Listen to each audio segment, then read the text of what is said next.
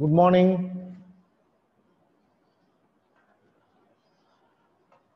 Last class lo manam phrasal verbs అయిపోజేసాం vocabulary కింద. So this is going to be under grammar concord.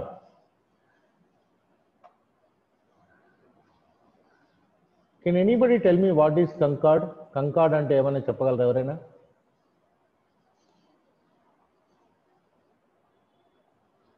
Hello.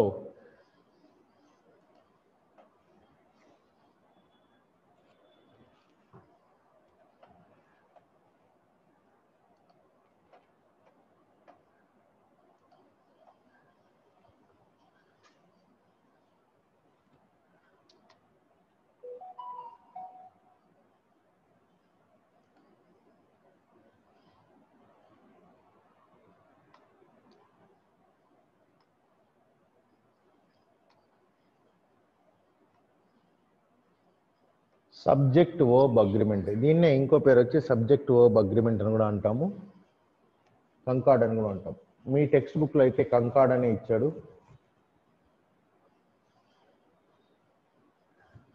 So subject verb agreement అంటే ఏంటో మీకు తెలిసింది మీకు చెప్పగలరా, లేకపోతే మాకేమీ తెలియదు అంటారా? Hello, Rani, Aruna, Lalitha, Seema, Shireen, please speak. ఉన్నారా? అసలు వింటున్నారా? ఊరికి ఆన్ చేసి పోతున్నారా? నాకు అర్థమైతలేదు, నేను గోడలకు చెప్తున్నానా మీకు చెప్తున్నానా అని. కొద్దిగా మీరు వీడియో ఆన్ చేయండి, open your video.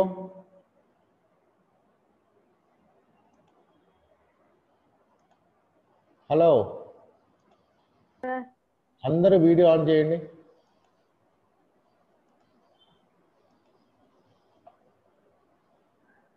Video, your video, Lalita, Rani, and then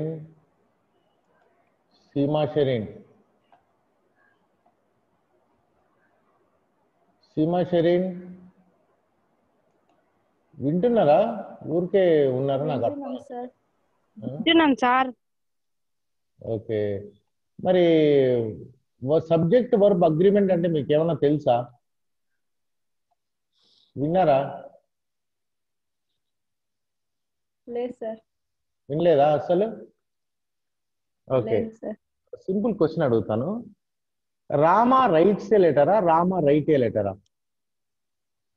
Rama write a letter. Rama ఒకరొకరు చెప్పండి. రామ రైట్. రాణి నువ్వు చెప్పమ్మా. Rama write a letter. Right a letter కరెక్టేనా అరుణ? సార్ కరెక్టే సార్. లలిత, సీమా షరీన్ ఉన్నావా? హలో సీమా షరీన్, ఊరికే ఆడియో ఇది ఆన్ చేసి పెట్టుకున్నావా? వింటున్నారా? వింటున్నాం సార్. వింటున్నాం. Okay, Rama write a letter అని అరుణనా ఎవరని? లలిత అనేది ఏమో మరి. రామ రైట్ ఏ లెటర్ కరెక్టేనా? కరెక్టే సార్. కరెక్టేనా? Rama write a letter. తప్పు సార్. తప్ప? ఎందుకు తప్పు? Rama writes a letter, Rama writes a వస్తాను సార్. అది థర్డ్ ఫామ్ ఏమంటారా సార్? థర్డ్ పర్సన్ ఏమో. ఎందుకు రామ రైట్స్ ఏ లెటర్ అంటే అది థర్డ్ ఫామ్ లా వర్బ్ కి ఎస్ఐఎం యాడ్ చేయాలి సార్. ఎస్ అని ఎస్ అన్న third person. Simple present tense లో గో ఉంటే గోస్. అయితే వినండి, సింపుల్ ప్రెజెంట్ టెన్స్ లో సబ్జెక్ట్ అనేది సింగులర్ అయితే వర్బ్ కు ఎస్ యాడ్ చేస్తాం. దీన్నే సబ్జెక్ట్ వర్బ్ అగ్రిమెంట్ అంటాం. ఓన్లీ సింపుల్ ప్రెజెంట్ టెన్స్ లోనే కాదు, చాలా చోట్ల సబ్జెక్ట్ సింగులర్ అయితే వర్బ్ సింగులర్ అయి ఉండాలి, సబ్జెక్ట్ ప్లూరల్ అయితే వర్బ్ ప్లూరల్ అయి ఉండాలా. దీని గురించి నేర్చుకునేదే సబ్జెక్ట్ వర్బ్ అగ్రిమెంట్ అనేది అంటాం మనం గ్రామర్ లో. దానికి ఇంకో పేరే కంకార్డ్ అంటాం. ఏమంటాము? కంకార్డ్ అనేది అంటాం. ఈ రోజు మనం ఇదే నేర్చుకోబోతున్నాము. నెక్స్ట్ వస్తలేదు.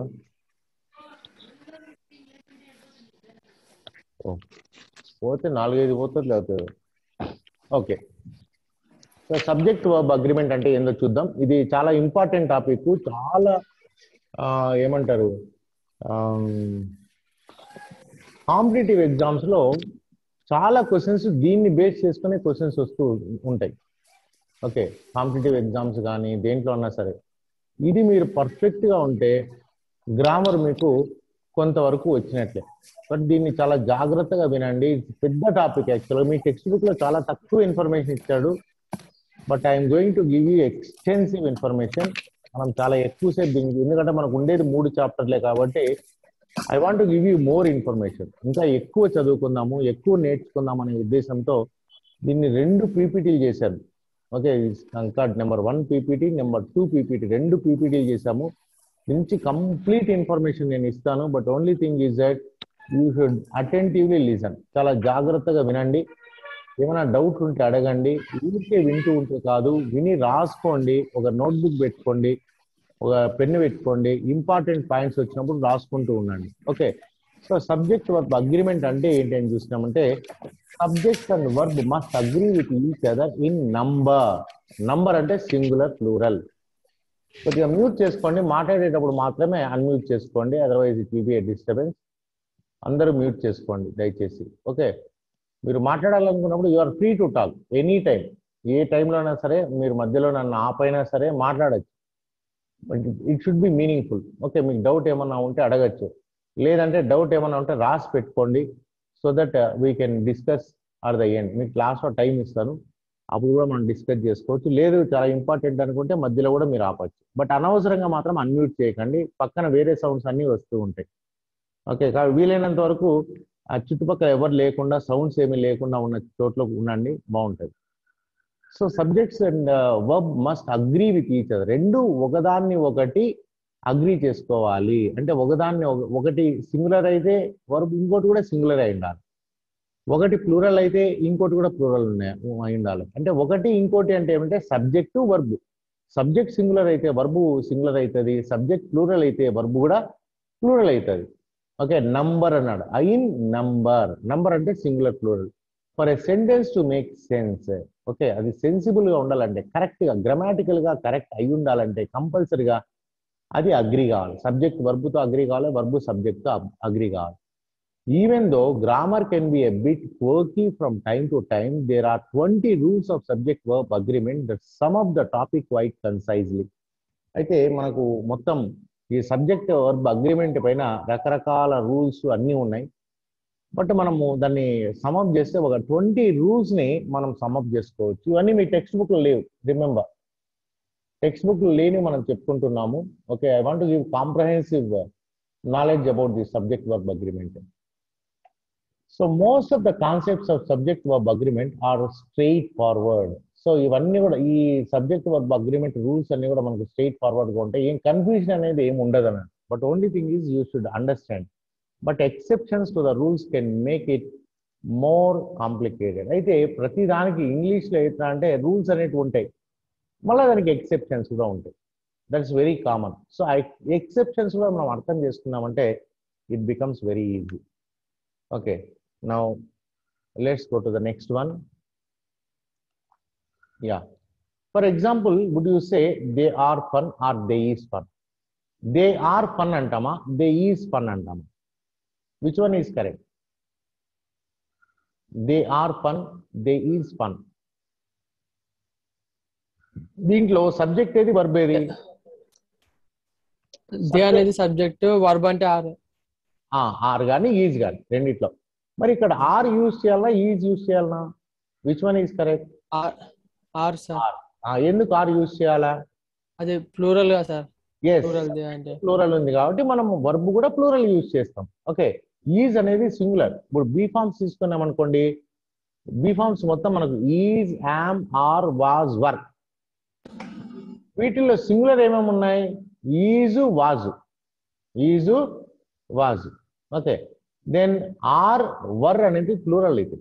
ఇంకా యామ్ అనేది ఓన్లీ ఐకి మాత్రమే, అది సింపుల్ ప్రెజెంట్ టెన్స్ లో మాత్రమే వాడతాం.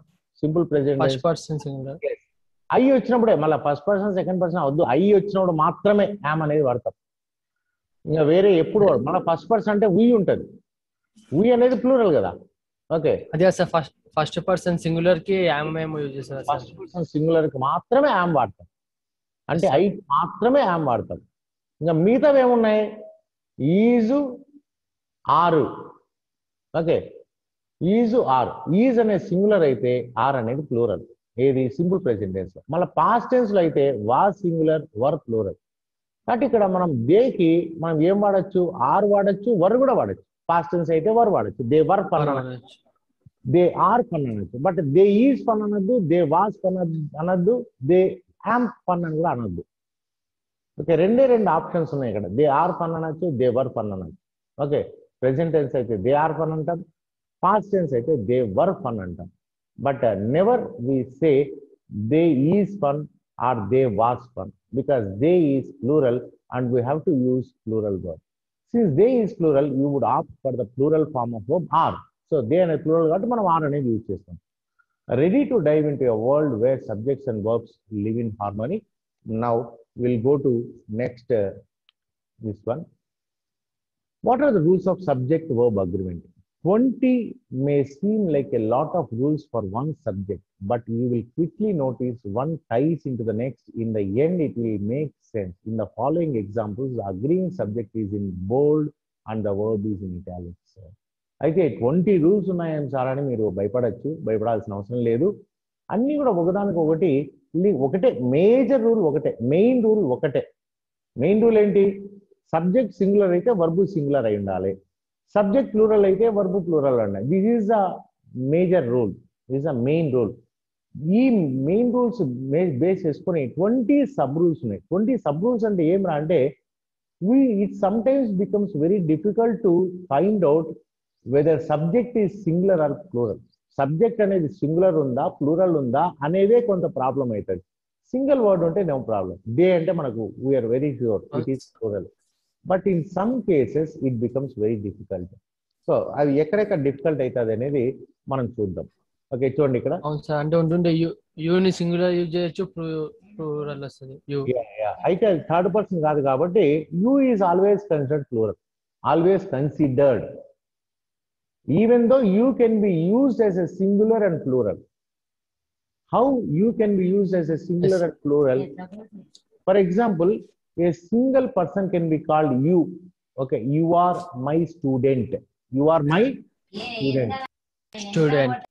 You are my student. So it is referring only to one person. But still we say you are, not you is. You are my students. Students is plural. Okay. Even then we use are. You are students, you are my student. You are a student, you are the students. Okay, and అర్థమైందా మీకు? So you is peculiar. ఇది subject verb agreement వచ్చినప్పుడు third person singular అంటాం. Third person singular వచ్చినప్పుడు మాత్రమే వర్బుకి S add చేస్తామని మనం present simple present tense లో నేర్చుకుంటాం. Okay, that is different. ఇప్పుడు ఏమరా అంటే subject verb agreement only simple present tense తోనే సరిపోదు. అన్ని టెన్సెస్ లో కూడా subject has to agree with verb. Okay, now let us see subjects and verb must agree in number. This is a cornerstone rule that forms the background of the concept. This is a main rule, first rule. What is that? Subject must agree in number. అంటే singular అయితే singular, plural అయితే plural. For example చూద్దాం. The dog growls when he is angry. కుక్కకు కోపం వస్తే ఏం చేస్తుంది? అది గ్రోల్స్, మొరుగుతుంది అన్నట్టు. డాగ్స్ గ్రోల్, ఇది చూడండి, డాగ్స్ ప్లూరల్ అయిపోయింది.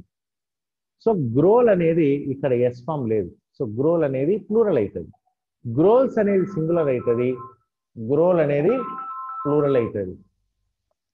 గ్రోల్ అనేది ప్లూరల్ అవుతుంది when they are angry. Next, subordinate clauses that come between the subject and verb don't affect their agreement. Then second rule వచ్చేమరా అంటే సబార్డినేట్ క్లాసెస్. సబార్డినేట్ అంటే సెంటెన్స్ రెండు క్లాసెస్ ఉన్నాయనుకోండి. ఇప్పుడు సింపుల్, కాంపౌండ్, కాంప్లెక్స్ అంటాం. Sentences 3 types. Simple sentences అంటే ఒకే ఒక main clause ఉంటుంది. అదే కాంపౌండ్ సెంటెన్సెస్ అంటే రెండు మెయిన్ క్లాస్లు ఉంటాయి. కాంప్లెక్స్ సెంటెన్స్ అంటే ఒక మెయిన్ క్లాస్ ఉంటుంది and it may have any number of subordinate clauses. Okay, so subordinate clauses that come between the subject and verb don't affect their agreement. అయితే ఈ subordinate classes మధ్యలో వచ్చినప్పుడు అంటే మెయిన్ క్లాస్కి లేదంటే సబ్జెక్ట్కి వర్బ్కి మధ్యలో ఒక సబార్డినేట్ క్లాస్ వచ్చినప్పుడు మనం దాన్ని కన్సిడర్ చేయొద్దు, సబ్జెక్టును మాత్రమే కన్సిడర్ చేయాలి. ఫర్ ఎగ్జాంపుల్ చూడండి, ఇక్కడ ఈ రూల్ మనం ఎక్కడ కన్ఫ్యూజ్ అవుతామని చెప్తాను. రూల్ అనేది చాలా సింపుల్గా ఉంటుంది, but how we get confuse అనేది చాలా ఇంపార్టెంట్. ఫర్ ఎగ్జాంపుల్ చూడండి, సెంటెన్స్ ఉంది, the dog who is chewing on my jeans is usually very good. చూడండి, ఇక్కడ జీన్స్ అనేది ప్లూరల్ ఉంది, ఎస్ ఉంది. ఓకే, జీన్స్ అనేది ప్లూరల్ కదా, అంటే ఎస్ ఉంది కదా అని ఇక్కడ ఆర్ పెడతామంటే కాదు. ఇక్కడ దాడాగానే పర్టికులర్ గా సింగులర్ యూజ్ చేసింది కదా సార్. ఏం బాబు? అంటే దాడాగ్ అని పర్టికులర్ గా సింగులర్ గా యూజ్ చేసింది కదా సార్, అందుకోసం యూజ్ వస్తుంది. ఎస్ ఎస్, నేను చెప్పేది జాగ్రత్తగా విను. ఇక్కడ ఎస్ ఉంది కదా, మనం కన్ఫ్యూజ్ అవుతాం. వర్బ్ ముందర ఏది ఉంటే అది ప్లూరల్ అయితే ఇక్కడ ప్లూరల్ వాడాలి అనేది రూల్ కాదు. ఇక్కడ ఇది subordinate clause. Who is chewing on my jeans అనేది it is giving extra information about noun. Dog గురించి ఎక్స్ట్రా ఇన్ఫర్మేషన్ ఇస్తున్నాం, దీన్ని నౌన్ క్లాస్ అంటాం. ఇలా ఉన్నప్పుడు మనం జీన్స్ అనేది సబ్జెక్ట్ కాదు. Okay, who is chewing on my jeans అనేది it is a separate clause and it has nothing to do with ఈజ్తో ఎటువంటి సంబంధం లేదు. సో ఈజ్కి దేంతో సంబంధం ఉంది? డాగ్తో సంబంధం ఉంది, ఇక్కడ కుక్కతో సంబంధం ఉంది. అర్థమైందా మీకు ఇది? కాబట్టి డాగ్ అనేది సబ్జెక్ట్ అవుతుంది కానీ జీన్స్ అనేది సబ్జెక్ట్ కాదు. డాగ్ అనేది సబ్జెక్ట్. సో డాగ్ సింగులర్ కాబట్టి ఇక్కడ ఒకవేళ ద డాగ్స్ ఉంది అనుకోండి ఇక్కడ, అప్పుడు ఆర్ అవుతుంది. అందుకేనంట మనం we have to find out what is the subject in this sentence. ఈ సెంటెన్స్ లో సబ్జెక్ట్ ఏది అనేది మనం కరెక్ట్గా ఐడెంటిఫై చేయగలిగితే దేర్ ఈజ్ నో ప్రాబ్లం అంటారు, there won't be any problem అంటారు. మనకు రూల్ సింపులే, సేమ్ అదే రూలే, ఫస్ట్ రూలే ఇక్కడ కూడా యూజ్ చేస్తున్నాం. కాకపోతే ఏమన్నా అంటే ఇక్కడ who is chewing on my jeans అనాలకు, ఓ జీన్స్ అనాలకు ఇదేదో ప్లూరల్ ఉన్నట్టుంది అనుకొని మనం ఆర్ అని పెట్టామనుకో మనం పప్పులో కాలేస్తాం. ఎందుకంటే సబ్జెక్ట్ ఇక్కడ డాగ్. అర్థమైంది ఇది point? So dog is subject, not who is chewing on my jeans. Jeans అనేది సబ్జెక్ట్ కాదు, డాగ్ అనేది subject. Since dog is singular we have to use singular verb. Next one, prepositional phrases between the subject and verb do not affect agreement. అదేవిధంగా ఒక prepositional phrase ఉండింది అనుకోండి. Prepositional phrase అంటే ఏంటి? Verb. Sir ఇంతకుముందు పీపీటీలో మీరు subject అనేటివేమో బోల్డ్ letters లో, ఇది ఇంకోటేమో వర్బ్ అనేటి ఇటాలిక్స్ అని ఉన్నాయి. అసలు ఇందులో రెండు బోల్డ్ ఉన్నాయి, మీకు రెండు రెడ్ కలర్ లో ఉన్నాయి కదా. Okay, no problem. నేను అలా పెడదాం అనుకున్నా కానీ సమ్ కైండ్ ఆఫ్ ప్రాబ్లం, మర్చిపోయి ఉంటాను, ఏదో జరిగింటది మొత్తం పైన. But you are able to find out right what is subject and what is verb. తెలుసు sir. Okay, prepositional phrases between the subject and verb usually do not affect agreement. ఇది చూడండి, ఇక్కడ ఈ సెంటెన్స్ ఉంది చూడండి, ఈ సెంటెన్స్ జాగ్రత్తగా గమనించండి. The colours of the rainbow are beautiful. Colours the American spelling వచ్చింది, మన బ్రిటిష్ స్పెల్లింగ్, మన ఇండియన్ స్పెల్లింగ్ వచ్చి COLOUR. Okay, COLOURS. ఏది రాసిన ఒకటి కరెక్ట్ కదా సార్, ఏది రాసిన. బట్ ఇది కూడా కరెక్టే, కలర్స్ అనేది American spelling. But we don't teach American English. పొరపాటున ఏదో ఒకసారి కంప్యూటర్ ఆటోమేటిక్ గా కరెక్ట్ చేసేస్తూ ఉంటుంది మనం కొట్టిండేదాన్ని. Okay, the colours of the rainbow are beautiful. చూడండి, ఆఫ్ ద రెయిన్బో ఇది ప్రిపోజిషనల్ ఫ్రేజ్. దీన్ని ఏమంటారు? ప్రిపోజిషనల్ ఫ్రేజ్ అంటాము. అయితే ఇక్కడ రెయిన్బో అనేది సింగులర్ ఉంది చూడండి,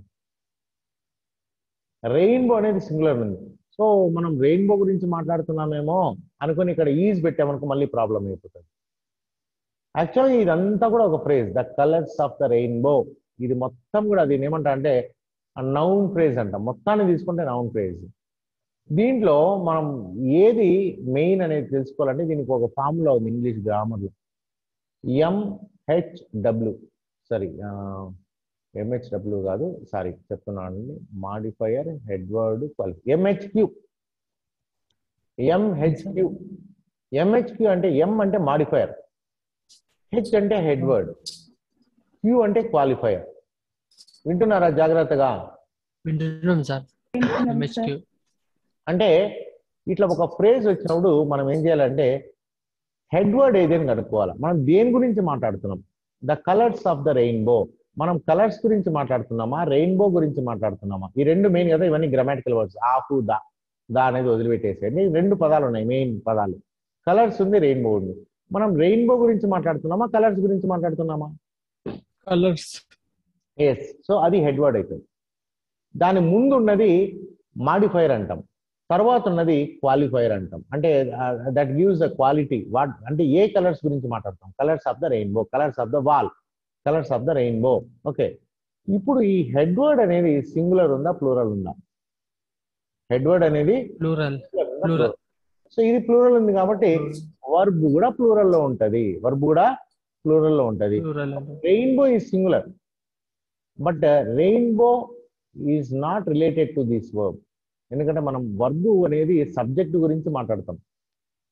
సబ్జెక్ట్ అనేది ఏది అనేది ఇట్లా ఒక ఫ్రేజ్ వచ్చినప్పుడు హెడ్ వర్డ్ ఏది అంటే మనం దాంట్లో దేని గురించి మాట్లాడుతున్నాం, కలర్స్ గురించి మాట్లాడుతున్నాం కాబట్టి ఇదే మనకు హెడ్ వర్డ్ అవుతుంది. సో ఇది ప్లూరల్ ఉంటే ఇది కూడా ప్లూరల్ ఉంటుంది, ఇది సింగులర్ ఉంటే ఇది కూడా సింగులర్ ఉంటుంది. ఈ రూల్స్ గురించి ఎక్కువ పట్టించుకోకండి, దీన్ని మనం బట్టి పట్టాల్సిన అవసరం లేదు. But you have to understand the concept is very important. Okay, when sentences start with there or here, ఒక్కోసారి సెంటెన్సెస్ దేరు హియరు అనేటటువంటి వచ్చినాయనుకోండి, subject will always be placed after the verb. Subject అనేది వర్బు తర్వాత ఉంటుంది. Some care needs to be taken to identify each part correctly. Okay, there here, ఎందుకంటే వీటిని ఏమంటారు అంటే డెమాన్స్ట్రేటివ్ ప్రొనౌన్స్ అంటారు. దట్ టు దిస్ కూడా, not only there here, even this, that, these, those, there, here ఉన్నాం అనుకోండి. For example, this is my book. Okay, this is my book. These are my books. అయితే ఇక్కడ మనకు singular plural, this అనేది singular, these అనేది plural అనేది ఉంది. There is no problem. Okay, అదేవిధంగా this, that is my book, those are my books. కాకపోతే there హియర్లో ఏమవుతారంటే there అనేది సింగులరా ప్లూరలా మనకు తెలియదు. దేర్ అంటే అక్కడ ఉన్నది, there. Okay, there are students, there is a student. There are students, there is a student.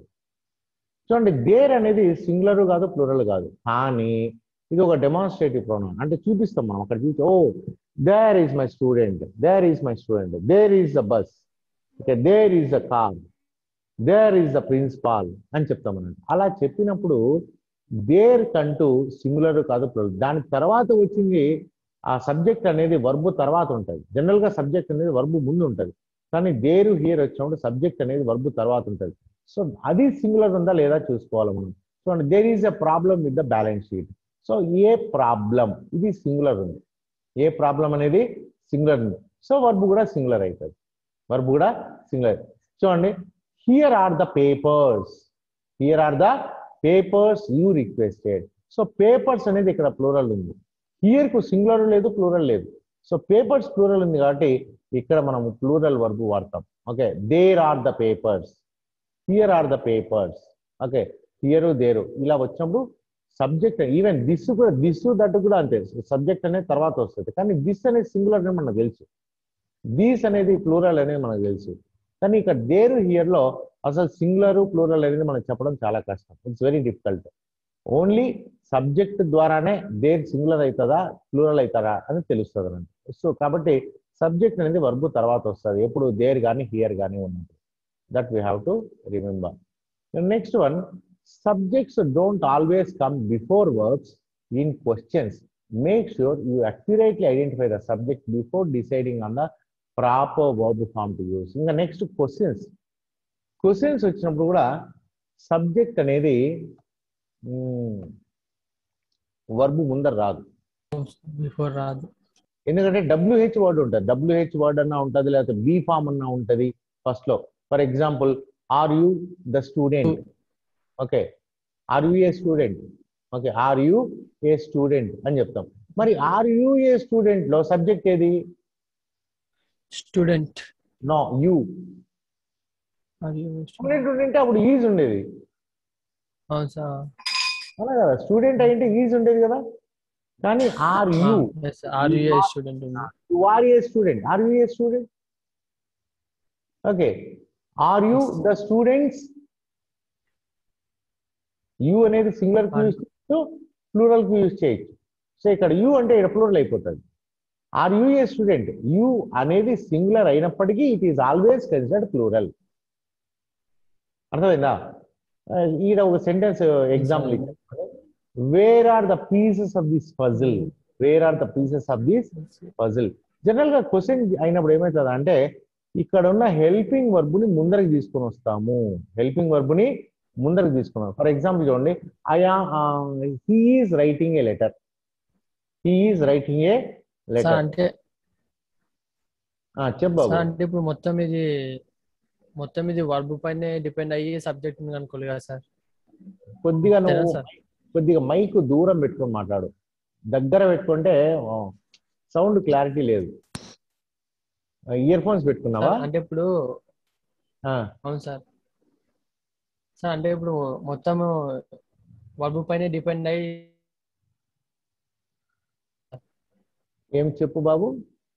Verb పైన depend అయ్యి సబ్జెక్ట్ కనుక్కోవాలని అడుగుతున్నా సార్. అవును, అంటే మనం ఇందులో సబ్జెక్ట్ ఏదని కనుక్కోవాలంటే ఓన్లీ వర్బ్ పైన డిపెండ్ అయ్యే కనుక్కోవాలని అడుగుతున్నా సార్. అవును, సబ్జెక్ట్ ఏది వర్బు, ఇప్పుడు సబ్జెక్ట్ వర్బ్ అనేది రెండు కూడా ఒకదానికి ఒకదానికి సంబంధం ఉంటుంది. ఓకే, సబ్జెక్ట్ ఏది అనేది కనుక్కోవడమే ఇక్కడ ఇంపార్టెంట్. సబ్జెక్ట్ సింగులర్ అయితే వర్బ్ సార్ అంటే ఓన్లీ వర్బ్,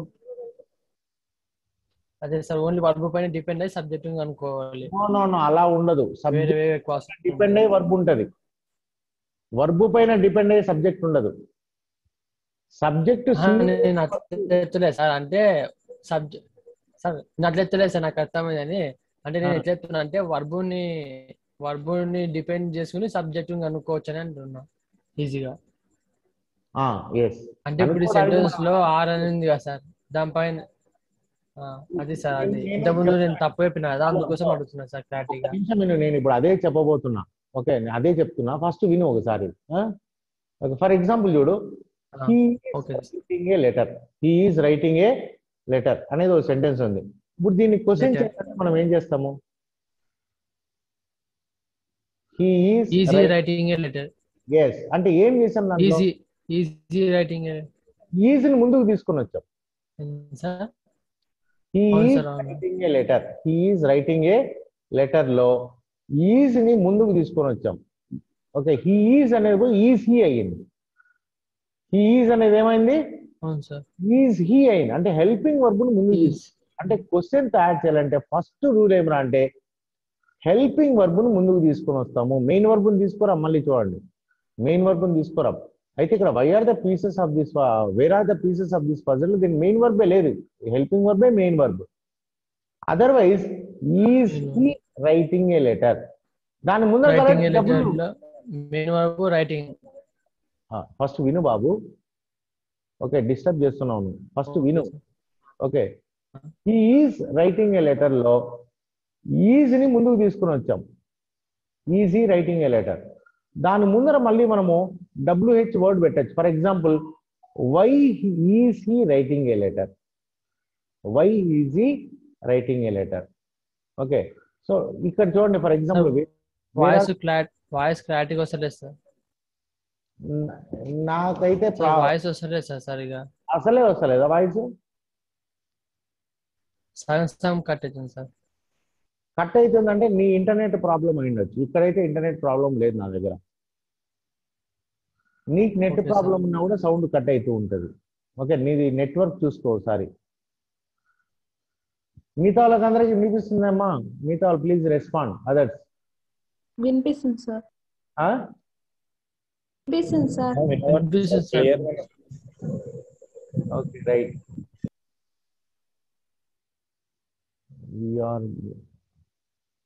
మీరు ఆడియో కనెక్ట్ అయింది ఎవరా? ఇక్కడ ఆడియో ఓ వీడియో చూపిస్తలేదు, ఆడియో కనెక్ట్ అయింది. Okay right.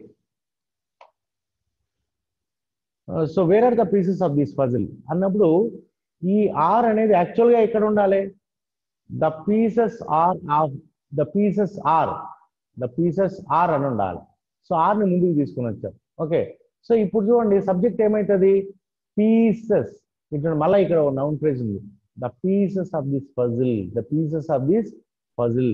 దీంట్లో హెడ్ వర్డ్ ఏది? పీసెస్ అవుతుంది, పజిల్ కాదు.